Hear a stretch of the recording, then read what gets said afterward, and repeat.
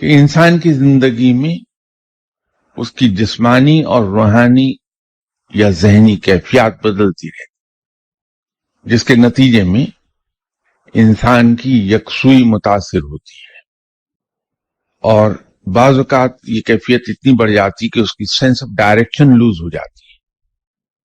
تو جب sense of direction loose ہونے لگے تو انسان کو لگتا ہے کہ میری زندگی بے معنی ہو گئی، بے مقصد ہو گئی۔ لیکن یہ چیزیں ایسی نہیں کہ ان سے گھبرا کے ہم اپنی راہ بدل دیں، بلکہ اگر تھوڑا سا بیٹھ کے ہم جائزہ لیں تو اس سے ہم جان چھڑا سکتے ہیں۔ اگر جسمانی تکلیف ہے تو آسان علاج یہی ہے کہ ڈاکٹر سے جا کے دوا لے لی جائے، اس سے جان چھوٹ جائے اس کی۔ اگر انسان روحانی تکلیف میں مبتلا ہے تو اس کا ریزن اسے سمجھ آ جائے گا۔